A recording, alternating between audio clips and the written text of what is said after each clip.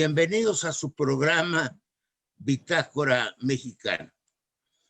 Su amigo Porfirio Muñoz Ledo en este programa de libre expresión, de debate y de discusión de ideas de la televisión pública mexicana. Hoy tenemos a debate, a discusión, a conversación, diría yo, un tema de lo más importante. Se trata de las lenguas madres, así le llamaron los editores del programa. Es del uso cotidiano, del apoyo, del reconocimiento y de la expansión de las lenguas que ya son lenguas nacionales, según la definición que se les ha dado. Creo que son 69, si no me equivoco. ¿Qué vamos a hacer? Solo pasivamente reconocer que existen, que son respetadas en el país y todas las implicaciones respecto de monolingües indígenas, respecto de interculturalidad, de respeto a la expresión de estas lenguas frente a la autoridad pública y de la evolución posible que tendrán en el tiempo si las protegemos, si las procuramos. El ejemplo parece muy vulgar, pero anoche estuve escribiendo sobre biodiversidad dentro de un estudio que voy a trabajar sobre el gran tema del cambio climático en el que estamos metidos. Yo le doy la palabra a la doctora Campani. La escuché en un programa y dijo cosas muy inteligentes.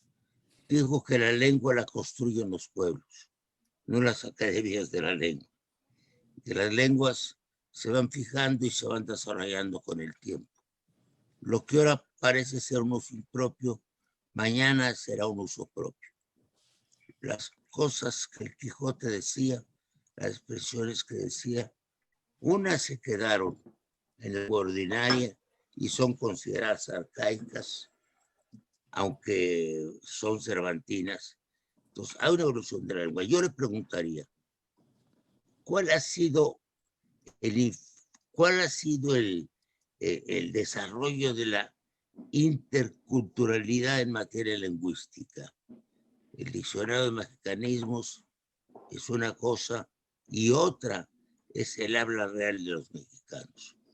¿Cómo anda la combinación de lenguas indígenas con lengua castellana en México?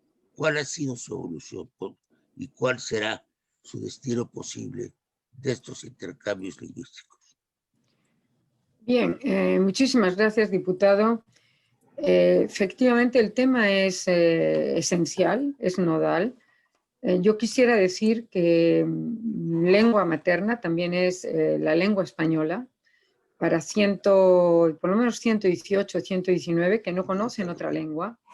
Lengua española, que lleva 500 años mestizándose, conformándose, adquiriendo naturaleza mexicana y tiene una identidad mexicana. ¿Y cuál es el estado de las lenguas indígenas? Pues yo diría, salvo la opinión de Federico y de Mardonio, es un total abandono, porque no sirve de nada un discurso oficial si no hay políticas públicas directas que le permitan a cualquier indígena, a cualquier nahuablante, zapotecohablante, mixtecohablante, rarámuri hablante, comer de esas con su lengua. La lengua es una actividad transversal y es nuestra herramienta de identidad. Si ellos no pueden comer con su lengua, como no han podido desde que se hizo la conquista, porque el español pasó de una lengua de conquista, sin duda, a una lengua patrimonial en la República Mexicana. Y la prueba es el profundísimo mestizaje que tiene el español con lenguas indígenas. Pensemos la cantidad de frases hechas donde una palabra es del español y otras de lengua indígena, como sacar el mole, estirar el petate, etcétera, etcétera. O sea, por decir, son miles de ese tipo, más hemos sustituido lengua latina, patrimonial latina, por lengua indígena, como los mexicanos preferimos apapachar en vez de mimar, preferimos tlapalería a ferretería, preferimos, en fin, un sinfín. ¿Cuál es el problema de las lenguas indígenas? Ninguno. El problema es sus hablantes no pueden comer con, perdón, está dando totalmente el sol aquí, perdón, espérenme, es que aquí donde está saliendo el sol apenas. Los hablantes no pueden comer, no cobran sus quincenas usando su lengua. ¿Qué es lo que haría usted? Cambiarse de lengua. Y eso es lo que lleva ocurriendo desde hace 500 años. Por más políticas públicas que están en el papel, no sirve de nada protegerlas como lenguas nacionales si no se asignan presupuestos, si no se enseña lengua indígena, si no se les da orgullo de lengua. Yo he trabajado con totonacas y me dicen, a mí me prohibía mi madre, mi padre, sobre todo el padre, porque sabían que iba a perder posibilidades de calidad de vida. Me prohibían hablar mi lengua. He trabajado con un rapero que me parece fantástico, Juan Sanz, que rapea en totonaca. Y entonces, el problema es, ¿por qué no hay una política pública? Por ejemplo, usted va por la Mixteca Alta, por ese lugar fantástico que es la Mixteca Alta, y no hay un solo letrero puesto en mixteco. Usted me va a decir, es que el mixteco, el zapoteco, no son lenguas orales fundamentalmente. Bueno, pero se pueden transliterar. Y primero debe estar en zapoteco o en mixteco. O sea, la zona turística fantástica de la Mixteca Alta. Y como quien dice eso, toda la República. No hay un solo letrero de indicación, debiera estar primero en mixteco, en zapoteco, en mazateco, en la lengua que sea, en maya yucateco, en rarámuri, en kikapú, la que sea, y después debiera estar en español. Ese es un punto tan básico. En un acto público del presidente de la República debiera haber traducción simultánea de las 3 o 4 lenguas más habladas, y si es de un gobernador, en las lenguas de su estado. Eso nunca se ha hecho en México. Entonces me parece, está muy bien, le reconocemos el carácter minoritario a las lenguas de signos, a los sordomudos, que no es correcto llamarlos sordomudos, pero esa es la realidad. Sí, y entonces signan en lo que está diciendo un político, pero no hay una traducción simultánea. Los propios poetas, yo conozco grandes poetas de náhuatl, una gran poeta es zapoteca, y tienen que traducir mismas. Seguramente Mardonio tiene esta experiencia y Federico, que oímos la musicalidad de la lengua y ellos mismos, los poetas, se tienen que traducir para poder comunicarse con su auditorio. ¿Eso qué significa? Que por más defensas de papel, esas lenguas, si no pueden comer en totonaca, si no pueden comer en cualquiera de sus lenguas, van a cambiar de lengua. Es como los migrantes a Estados Unidos. Si no pueden trabajar y subir en el escalafón social con español, pues van a cambiar a inglés. Eso ha sido así toda la historia de la humanidad. Hace 2000 años se cambiaron a hablar latín, luego se cambiaron a hablar español en América. Nuestros migrantes, bueno, los migrantes no son nuestros, se cambian a hablar inglés. Y hay unas pocas excepciones. El zapoteco del Istmo, que es ahí en Juchitán, es una lengua de prestigio, se habla, está activada, bien activada. El maya yucateco, con una gran reactivación porque hay minorías activistas que están peleando por el mantenimiento de la lengua en zonas turísticas y le da trabajo. Pero quitando eso, el náhuatl de Milpa Alta está bastante bien activado, pero lo cierto es que usted, si habla una lengua indígena, está francamente, y no es de ahorita, ni es de los gobiernos anteriores. Hay que decir, y Federico lo debe saber mejor que yo creo que quienes visto históricamente que quienes le dieron la puntilla totalmente a las lenguas indígenas fue la Constitución de 1857. Así, a partir de Porfirio Díaz, Justo Sierra, de Benito Juárez, Justo Sierra, tenían una visión distinta y eso fue pues el acabose. Bueno, es lo que tendría que decir. Yo creo que están en peligro absoluto porque si usted no puede comer en su lengua, va a cambiar de lengua. ¿Cuál sería la política? La primera política es crear espacios de trabajo y que el gerente, el empresario, el que sea, ponga gente que sea indígena hablante de esa lengua, porque es más sencillo que 3 aprendan una lengua indígena y fomenten una empresa, una fábrica, espacios de cultura y de educación en esa lengua, y no que toda la comunidad tenga que aprender español o inglés o alemán para comunicarse. Eso es lo que creo. Le agradezco mucho su intervención, como siempre muy lúcida. Usted ha hablado en realidad de 2 fenómenos. La asimilación, llamaría yo, de expresiones de lenguas indígenas al castellano.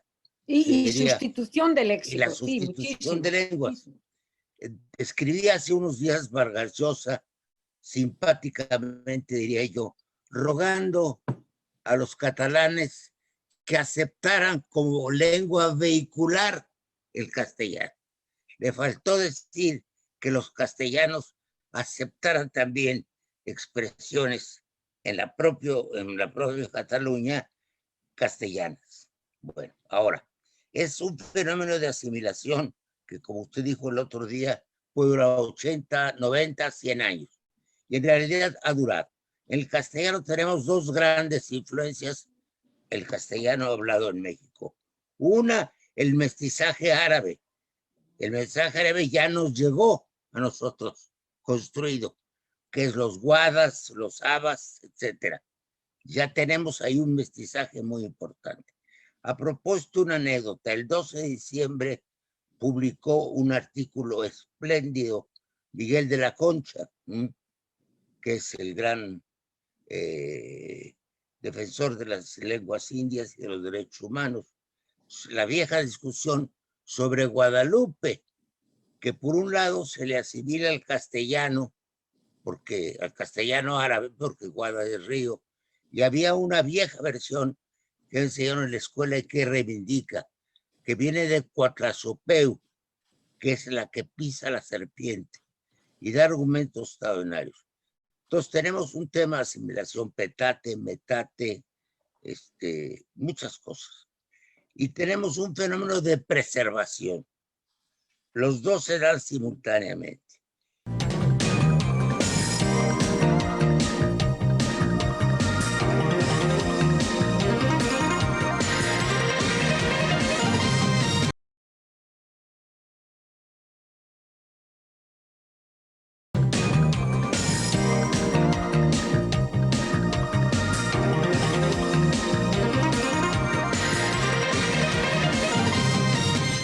¿Qué piensas de esto, Mardonio? Hemos hablado muchos años. ¿Cómo van tus políticas públicas?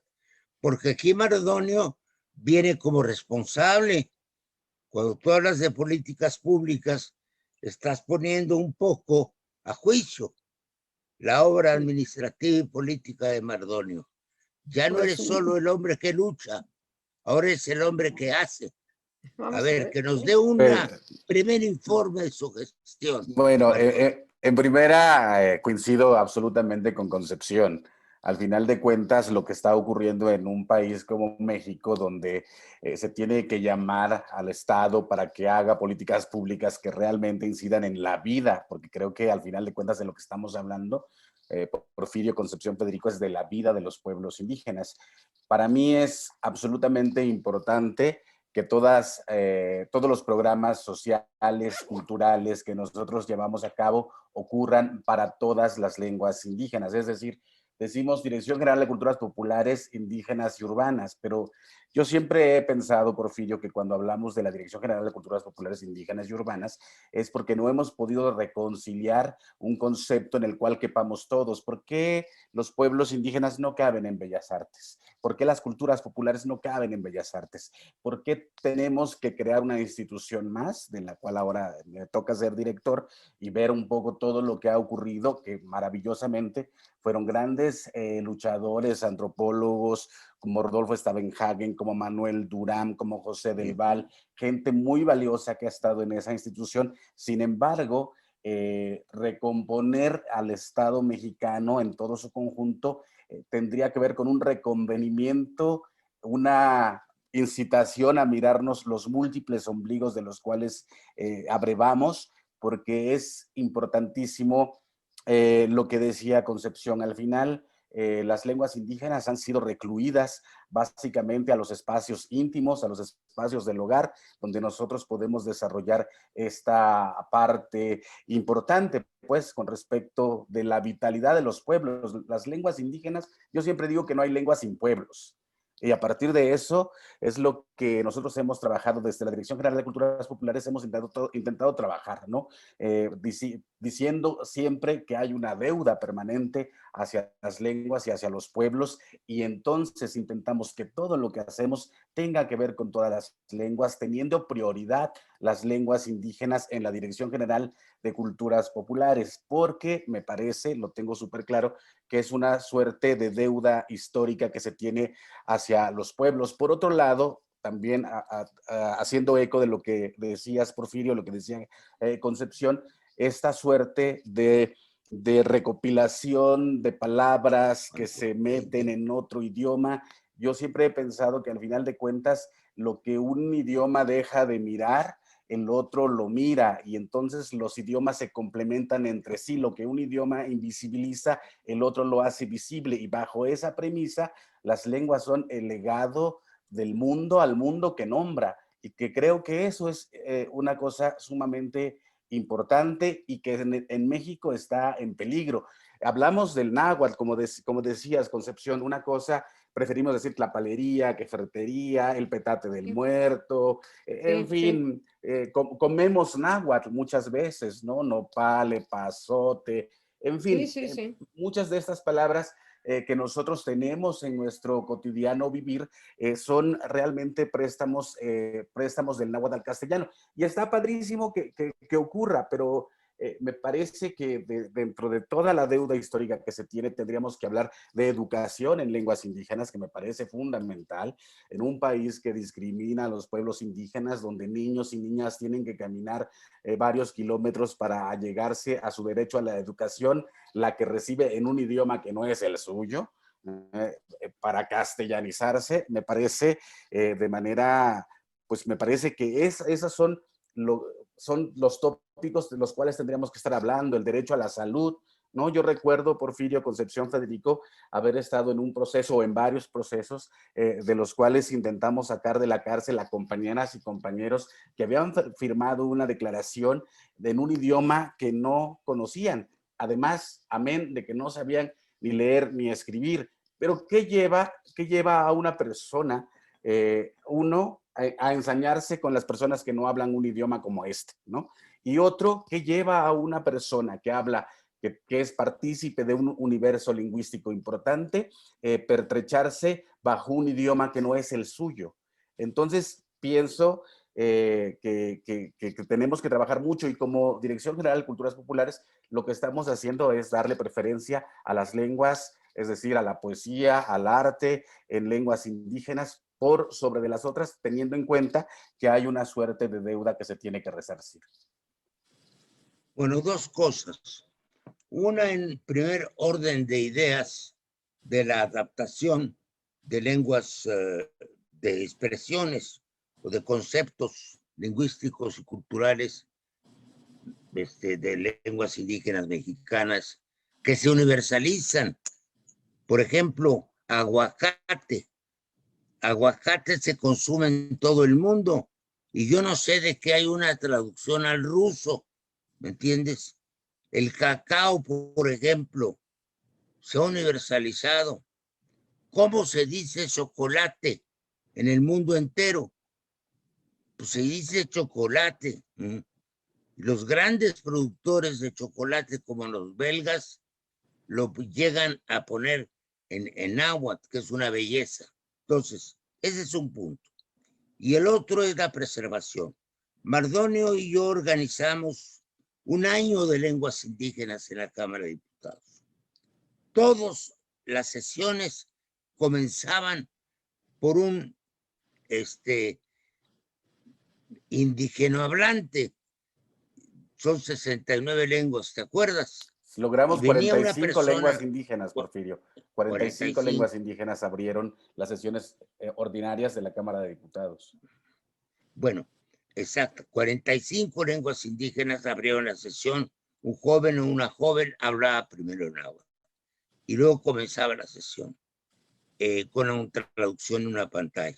Estamos, y es una consulta, Mardonio, que te hago públicamente. Ya se adoptó hace 20, 30 días en la Comisión de Prácticas que vamos a poner en letras de oro en la Cámara de Diputados a los pueblos indígenas, en letras de oro. Como pusimos ya al exilio español en el aniversario de la llegada de los españoles refugiados. Ahora, estamos luchando porque abajo se ponga en náhuatl. ¿Por qué en náhuatl? Porque ya saltaron los yucatecos y dijeron que por qué no en maya. Les dije que eso lo pongan en Mérida, pero fue una mala respuesta porque también es lengua nacional. Entonces pretendemos ponerlo en náhuatl. En la Constitución de la Ciudad de México es la primera en la historia de México que comienza en náhuatl. Comienza la función en náhuatl con la frase de Tenoch: mientras el mundo dure, no cesará, no terminará la fama y la gloria de México Tenochtitlan, pero escrito en náhuatl. Esto fue una señal muy importante. Hubo muy poca oposición y la vencimos fácilmente. Y empieza con una página sobre el sentido original de las civilizaciones mexicanas que contribuyó Miguel León Portilla a redactar. Aquí está preámbulo, yo no lo sé leer en maya, pero aquí está, y aquí está la traducción de la premonición de Tenoch. Bueno, entonces es un tema que tenemos que resolver lo más ahorita. Ahora esto ya se está atorando. Yo te voy a mandar un escrito de consulta, o te lo manda la presidenta de la Cámara, para que tú nos apoyes en ese asunto. Y estás dándome una idea aquí también, Concepción. Vamos a invitar al presidente de la República, a la Cámara, el día que pongamos esas letras. Eso es una muy buena idea. Federico, ¿qué piensas de todo esto? Pero pónganlo en las carreteras, Porfirio, en las carreteras. Eso es fundamental. Primero la lengua indígena y de abajo el español. Es que es barato. Primero. Obvio. Podemos poner el ejemplo en Tren Maya. En Tren Maya, que todos los letreros estén primero en maya, porque además son nombres propios. Chichén Itzá, Tulum, ¿no? En Progreso lo traducimos.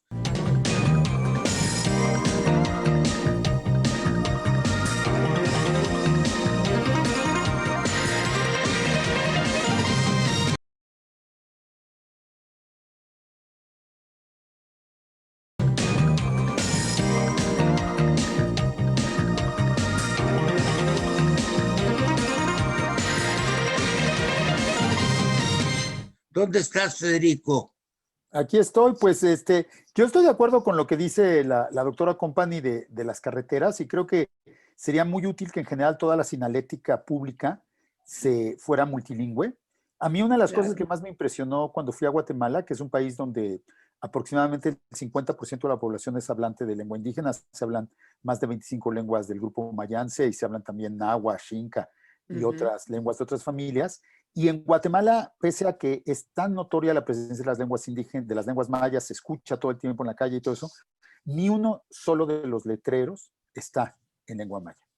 Y bueno, Guatemala es un país que es conocido mundialmente por su racismo, que tuvo una guerra civil, que tuvo una dimensión étnica muy clara y que provocó más de 200,000 muertos en los últimos 30 años. Y entonces la pregunta es, ¿por qué México, que es un país que lleva 200 años de celebrar el mestizaje, de promover la integración cultural, a la hora de la hora es tan discriminatorio como Guatemala? Creo que estamos en el mismo club y eso es algo que no podemos negar, ¿no? Más allá de las buenas intenciones y de los recursos retóricos sobre apoyo a los indígenas, e inclusive de estos gestos simbólicos cuya importancia no niego, como los que estabas planteando ahora, Porfirio, creo que son importantes y sí tienen peso, pero creo que claramente la supervivencia de las lenguas no se juega en las cámaras y tampoco en la legislación. Se juega en la vida social, se juega en la vida económica. Y justamente ahora estaba leyendo un artículo de investigación académica recién publicado en Estados Unidos que se llama Aculturación y el mercado de trabajo en México. Es un artículo es de 2016, disculpen, y es un artículo que demuestra que, según datos de 2010, el ingreso promedio hicieron un sampleo de población, un muestreo de población tomando en cuenta, comparando hablantes de lengua indígena y mestizos, es decir, hablantes de español, porque en México en realidad ser mestizo es básicamente hablar español, no es una cuestión racial, es una cuestión lingüística, que hablas, básicamente ser monolingüe en español. Así Es ser mestizo, ¿no? Y entonces descubrió que ingresos promedio en el año 2010, los mestizos tenían 6,530 pesos de ingreso promedio, mientras que los indígenas tenían 4,631. Es decir, los indígenas ganaban una cuarta parte menos aproximadamente que los indígenas. Pero los indígenas monolingües ganaban apenas 1,757 pesos. Es decir, ganaban la cuarta parte de lo que ganaban otras personas que hablaban solo español. O sea, esto, obviamente, esta comparación la hacen los autores del artículo después de controlar diferencias de clase social, diferencias de educación. De todas maneras, que lo que queda claro es que el diferencial de sueldo se debe a la lengua. Es decir, que es algo que también, por cierto, el estudio de Oxfam que realizó sobre desigualdad en México, que se realizó también hace unos 5 o 6 años, que realizó Gerardo Esquivel, también concluía que simplemente los jornaleros agrícolas, que son, pues estamos de acuerdo, trabajadores fundamentales para el funcionamiento de la economía nacional y que son, pues, los trabajadores peor pagados y más explotados en todo México, ¿no? De todas maneras, aún en esa categoría de trabajadores súper explotados, los indígenas ganan en promedio la mitad que los jornaleros no indígenas. Entonces, mientras esto suceda, los niños, los papás, le van a tener que enseñar a sus hijos español. Así es. Los papás hablantes de lengua indígena van a tener que presionarse para aprender español, porque el costo que pagan por hablar lengua indígena está ahí, es muy alto. Es marginación económica, es salarios más bajos, es menores posibilidades de empleo, es menor acceso a la salud, es peor acceso a la educación. Y entonces, en ese contexto, sucede lo que en realidad es una tragedia en cada familia. En el momento en que una generación toma la decisión de no transmitir la lengua materna a la generación siguiente, eso implica todo un rompimiento en términos de memoria familiar, en términos de identidad colectiva, en términos de posibilidades de participación en la vida de la comunidad. Implica todo un rompimiento y esto es algo que ha sucedido en millones de familias mexicanas desde hace 150 años. Digamos que si en México ahora 90% de los hablantes, de las personas del país, son hablantes monolingües de castellano, es porque al menos la mitad de ellas han pasado por ese proceso. Es decir, de estos 110 millones de hablantes de castellano que hay ahora, pues la mitad, podríamos decirlo, obviamente, estoy hablando en términos muy, muy burdos, pero la mitad de ellos probablemente hablarían náhuatl, o hablarían zapoteco, o hablarían mixteco, o hablarían ñañú, o hablarían cualquier lengua indígena, si no hubiera habido un sistema discriminatorio que los hubiera obligado a dejar sus lenguas. Si hubiera sido posible estudiar ingeniería en náhuatl o en ñañú, pues lo hubieran podido hacer. La ingeniería se estudia en chino, en hindustano, en islandés, en polaco. Se podría perfectamente enseñar ingeniería en triqui. Se podría perfectamente enseñar física nuclear en celtal. Lo que pasa es que tenemos un país en el que desde hace 200 años la alta cultura ha sido únicamente en castellano y en que tenemos y ahora en inglés. Y ahora en inglés. Crecientemente en inglés, y en que por otro lado, siempre que los hispanoparlantes buscamos aprender un idioma, pues desde luego buscamos idiomas que nos den más prestigio. Y los idiomas que dan más prestigio en México, pues son el inglés, el francés, el alemán, el ruso inclusive.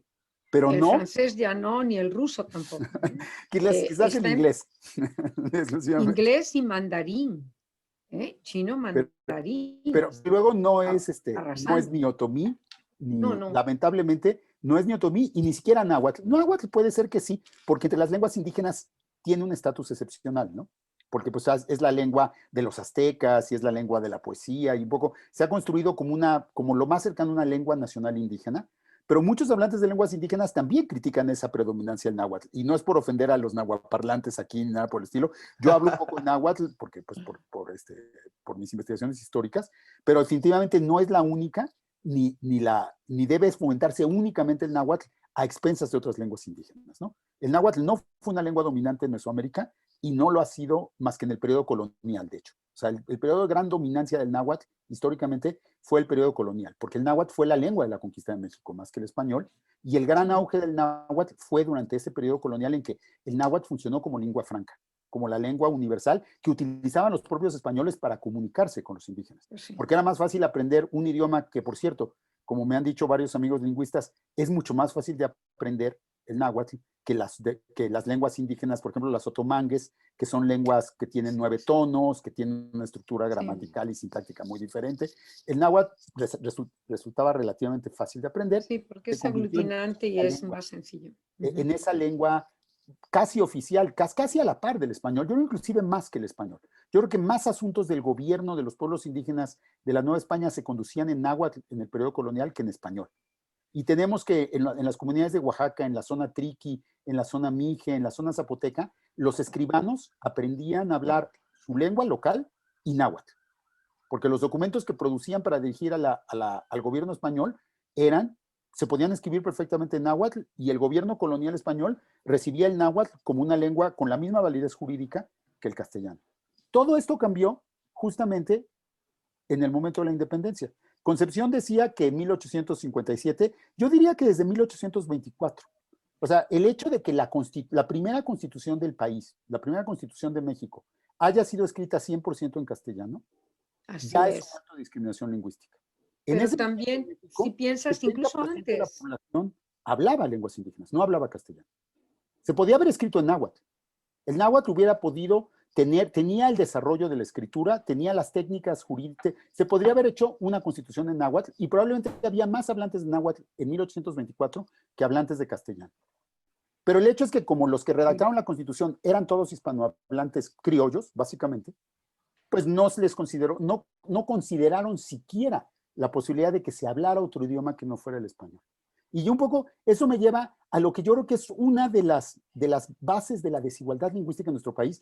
Además de estos factores socioeconómicos que ya mencionamos, está este factor, bueno, y está el factor institucional, el hecho de que desde hace 200 años el Estado mexicano independiente se volvió monolingüe, cosa que no había sido durante el periodo colonial, se volvió monolingüe en español y solo se negó, solo permitió hablar en español.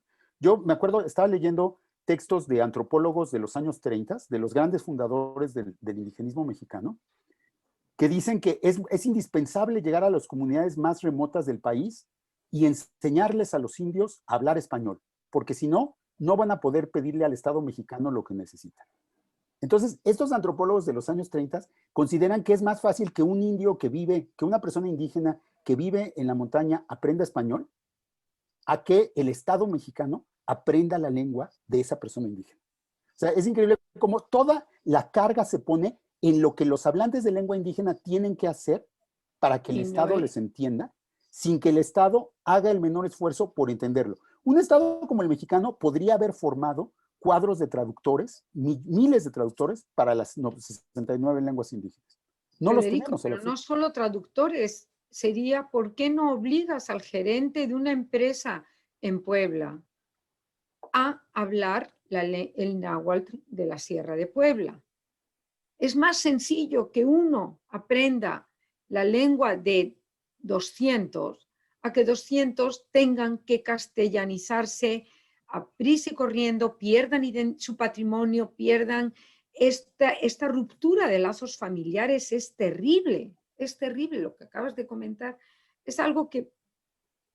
Incluso... experimentos exitosos de políticas públicas de rescate de lengua autóctona, llamémoslo así, hay muchísimos, por ejemplo, cuando se rompió la URSS. Y esa gente rescata su lengua así. Usted aprende a escribir ucraniano, nada de ruso. Y aquí se habla ucraniano.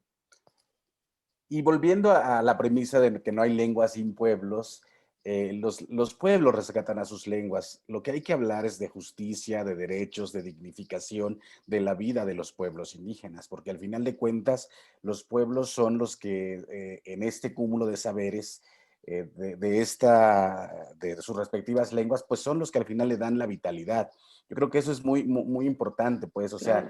O sea, más allá de las cosas que podamos hacer desde las pequeñas instituciones dedicadas a la cultura, ¿no? Creo que es importante saber y hacer saber que las lenguas indígenas no se pierden solas, que las lenguas indígenas las cultivan los pueblos que las hablan, y bajo esta lógica tendríamos que hablar de una discriminación permanente que ha habido en el Estado mexicano hacia los pueblos indígenas, y por supuesto a través de ellos a sus respectivas lenguas, ¿no? Decías hace rato también, o sea, nosotros los que escribimos en lenguas indígenas, también escribimos para un pequeño grupo reducido de indígenas que pueden leer en nuestras respectivas lenguas, porque esa es otra cosa, que por eso yo pienso que hay que poner mucho hincapié en el asunto educativo con respecto a las lenguas indígenas. Al final de cuentas, no solo nos traducimos, tenemos que hablar el castellano para que nuestro relativo éxito literario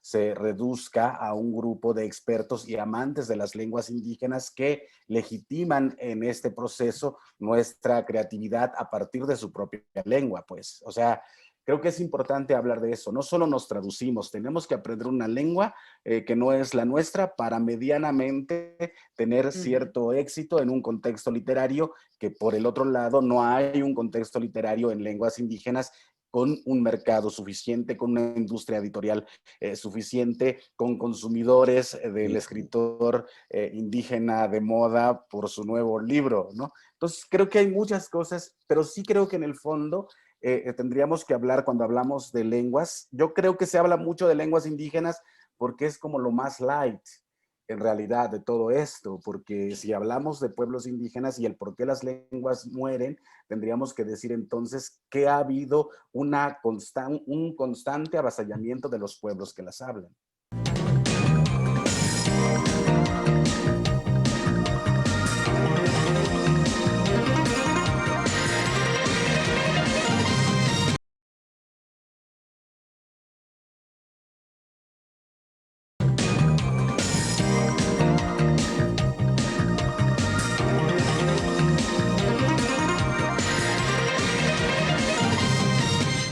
Se han dicho cosas, déjenme hacer, no una síntesis, pero sí un canevá, una manera de entender el conjunto. Históricamente, después de la conquista, hay un primer tiempo de evangelización. No se pretende enseñar el castellano porque como lengua escrita es muy difícil transmitir. Es la época de las pastorelas. Esta es una. Luego empieza la época de Felipe II, fundada en el particularismo indiano, que significa, en otras palabras, reconocer la realidad lingüística y la pluralidad étnica del país. Es una época de convivencia en que los indígenas buscan hablar el castellano gradualmente, el famoso tatacha la Castilla. Quiero incorporarlo al mainstream, a la lengua dominante. Decía muy bien la doctora, con Juárez y con Díaz hay una españolización. Para los hombres de la Reforma, aunque dé pena decirlo, era su tiempo. Y desde luego para el porfiriato, lo que importa es lo blanco. quieren indios blancos. Don Benito no piensa en que deban hablarse lenguas indígenas y, por cierto, deja de hablar la suya propia. No se diga Porfirio Díaz. Es la época en que el país se quiere blanquear para convivir en el concierto universal de las naciones. Luego vino la época que está terminando, creo que ahora estamos pasando, de creciente respeto a las lenguas indígenas. Hay una superación de la mestizofilia de la que hablaba don Andrés Molina Enríquez, de la raza cósmica de la que hablaba José Vasconcelos, que el mestizaje, que llegaba a ser una fusión de todo, hay que leer a Vasconcelos, creaba una nueva raza, incluso una exaltación casi germánica. De ese mestizaje debía salir una nueva raza.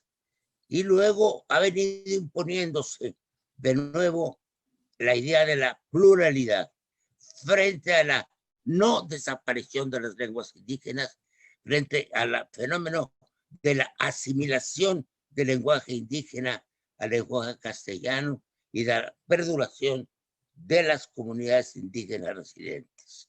Como decía Stavenhagen, pueblos originales y comunidades indígenas residentes que no desaparecen. Y ahora estamos entrando a una cuarta época, que es hacer respetar en igualdad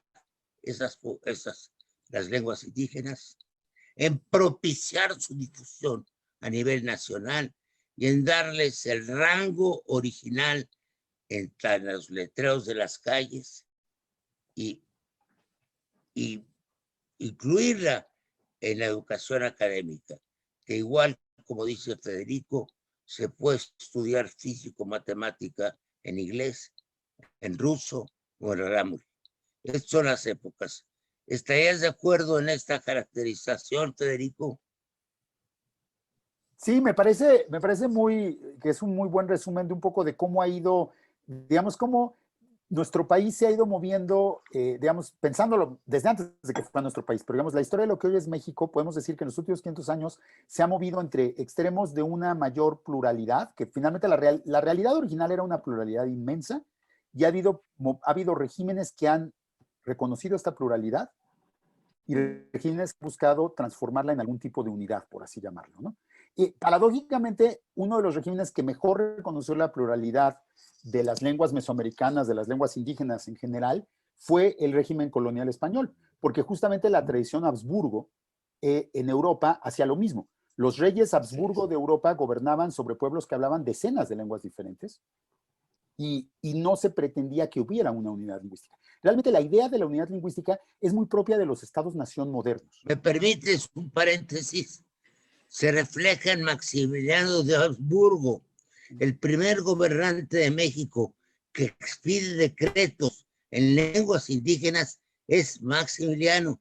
Con todo respeto, Juárez era europeísta, unilingüista, mientras Maximiliano era pluricultural. ¿Sí? Yo presenté por primera vez en Europa con un gran homenaje que hice a Beatriz Carlota, porque estaba yo en Bélgica, y ella fue la hija del primer rey de Bélgica. Probamos ahí, no pudo ir, por desgracia, Miguel, pero presentamos su obra sobre los decretos indígenas de Maximiliano de Habsburgo, porque estaban acostumbrados por la conformación de los estados europeos que estaban en ciernes al pluralismo europeo. Y aquí estábamos peleando por el unilingüismo. ¿Estás de acuerdo en eso? Sí, no, exactamente. Para Maximiliano era perfectamente natural que sus súbditos, pues él era un rey, hablaran en lenguas diferentes. De hecho, su figura de rey venía precisamente de esa capacidad de mediar entre pueblos diferentes. En cambio, el principio de los estados-nación es muy diferente. Es la idea de un pueblo que tiene una unidad cultural, una unidad lingüística, y el Estado representa a ese pueblo, que es lo que representaba Benito Juárez. No podemos decir que uno tuviera razón o uno estuviera equivocado en la época, sino más bien eran pues dos posiciones políticas que estaban en conflicto, ¿no? Pero ahora yo creo que para definir nuestro momento actual, creo que claramente hay un reconocimiento mucho más explícito de la pluralidad. Pero por otro lado, pues mientras se mantengan la discriminación económica y social contra los pueblos indígenas, mientras ser hablante de lengua indígena sea una desventaja en el mercado laboral, o sea, implique literalmente que ganas la mitad, como vimos en las estadísticas del artículo que les presenté, que ganas hasta la cuarta parte de lo que ganarías si hablaras español, pues las lenguas indígenas pues van a estar en peligro, ¿no? Entonces creo que más bien es un tema, como dice Yasnaya Aguilar en su libro reciente a estudios manifiestos sobre la diversidad lingüística, la defensa de las lenguas indígenas es la defensa del territorio indígena. O sea, finalmente, si las lenguas indígenas van a sobrevivir, va a ser porque va a haber sociedades indígenas fuertes que tengan control de su propio territorio, que puedan desarrollarse culturalmente en sus propios términos, que puedan establecer sus propias leyes, sus propios sistemas educativos hasta cierto nivel y que puedan participar en la definición de una educación más incluyente. O sea, eso es lo que necesitamos.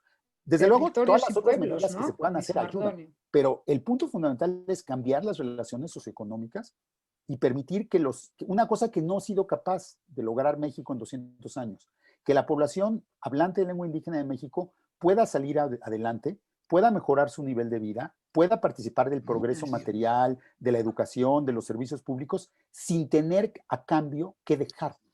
Pero para eso, Federico, tendríamos que empezar a hablar del racismo, que tú lo has hecho muy bien, ¿no? Sí. Porque al final de cuentas es que, insisto, podemos hablar de lenguas indígenas y podemos, no sé, aventar tesis del por qué se pierden, pero es muy claro que se pierden por el racismo. O sea, las lenguas indígenas no se pierden solas, pues las lenguas indígenas vienen con un proceso de defenestración a los pueblos que las hablan. Por eso creo que es importante, y creo que en México nos cuesta muchísimo trabajo hablar del racismo. Todo el mundo decimos, somos clasistas, somos elitistas, pero racistas no somos. Y si nos vamos también a la encuesta nacional sobre discriminación, también dice que mucha gente, por ejemplo, podría organizarse para que un grupo, si llegase a su cuadra un grupo de personas de color moreno, o sea, es un eufemismo de indígena casi, estaría dispuesta a organizarse para sacarlos, para echarlos de ahí. Esa es una. El INEGI también en este estudio que hizo, que también dice exactamente lo que está planteando Federico, pero en México, ¿no? En relación que el color de piel va a determinar los emolumentos que una persona ganará en su desempeño laboral, ¿no? Y yo creo que, o sea, todas esas cosas que tienen digamos, un común denominador, que es el uso de la lengua castellana, ¿no? Que es, al final de cuentas, lo que va haciendo que todos, que una generación no quiera hacer el traspaso legítimo, genuino, natural a otras generaciones de su lengua, porque hay una minusvalía en ese sentido desde los ámbitos de la sociedad, yo diría que del Estado en su conjunto, incluida la sociedad, pues, ¿no?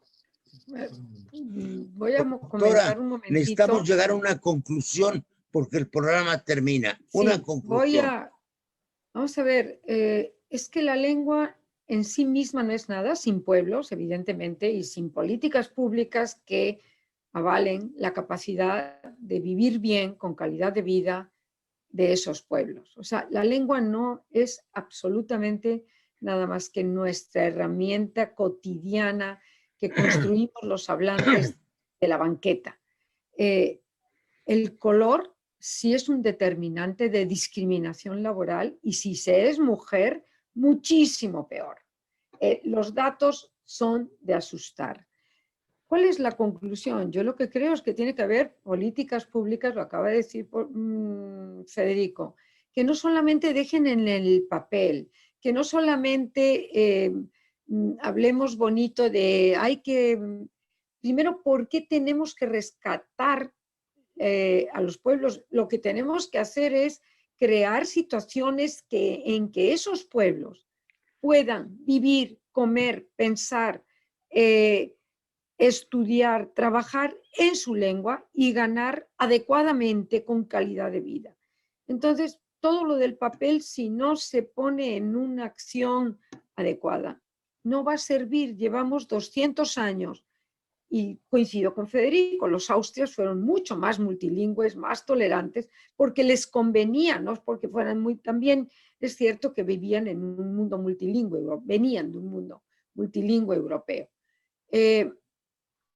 Hay que llevarlo a acciones muy concretas, muy puntuales. Hay que generar calidades de vida en esos territorios. Punto. Bueno, ha sido una conversación excepcional. Y yo diría, porque estoy pensando en la reforma constitucional que queremos proponer, que se ha aportado aquí varias cosas. Federico ha aportado el dato del derecho del trabajo. Hay que modificar también el artículo 123 e incluir con toda claridad estos fenómenos de diferencia de salario, de preferencia en el empleo, hay que meterlos ahí. Entonces, yo los voy a invitar, ya tiene muy amablemente una tarea que le he pedido a Mardonio. Vamos a ser un pequeño grupo que asesore a la Comisión de Asuntos Indígenas y a la Comisión de Asuntos Constitucionales en una especie de parlamento abierto, porque ya está terminando el periodo. Va a ser difícil que ahora lo incluyamos, pero podríamos entrar en el ejercicio de septiembre. Yo sí voy a luchar, si sigo en la Cámara, si me reelijo, que aquí digo por primera vez, sí quiero reelegirme por estas cosas, porque ya nos alcanza el tiempo, el periodo se acaba el 1 de abril, habría que comenzar el 1 de septiembre para poder trabajar estos temas con la comunidad de científicos y la comunidad de ciudadanos en dar avances sustantivos en estos temas, como la relación de las relaciones sociales, laborales, humanas, urbanas de todo tipo en la constitución política del país. Yo les agradezco su presencia y nos vemos pronto.